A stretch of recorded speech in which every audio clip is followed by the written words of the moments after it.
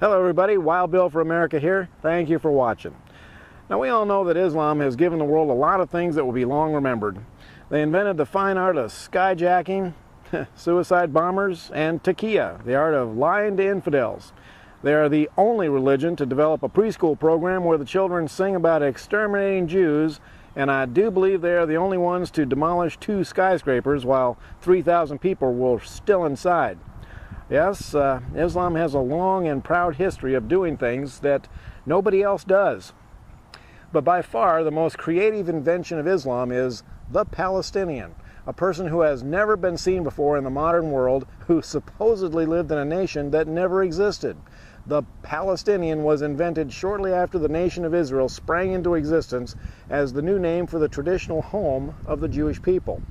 Now, prior to the invention of the Palestinian, the Arab nations had been lusting for the land of the Jews because the hard-working Jewish people had transformed that dry, parched desert land into a well-irrigated and beautiful oasis, and the Arabs decided they wanted it.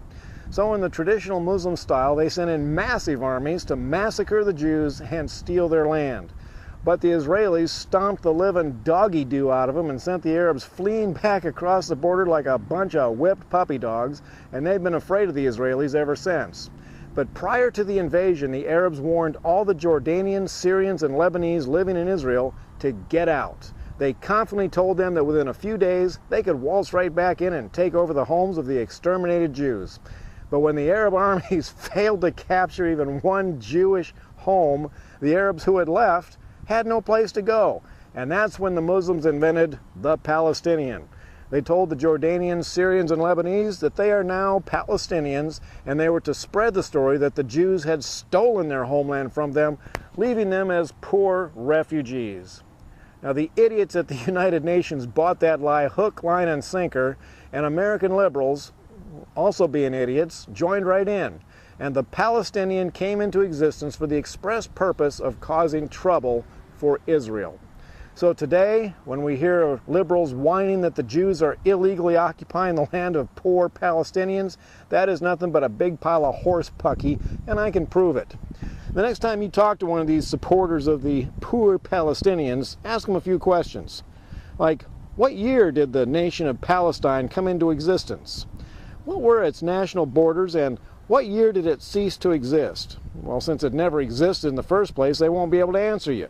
But don't stop there. Ask them, what currency did the nation of Palestine use, and why is there no history of it? And ask them if they can name one leader of the nation of Palestine prior to Yasser Arafat. Of course, these questions tend to force liberals to face truth. Now, normal people, when confronted with truth, tend to change their opinion if necessary. But don't expect this from American liberals. Truth just makes them angry. Now, it is crystal clear who the good guys are in this conflict, and as an American, I am proud to stand with Israel against the liars and murderers of the Middle East. And as an American, I am ashamed that our liberals tend to take the side of the liars and the murderers of the Middle East. This is Wild Bill for America. Thank you for watching, and God bless America again.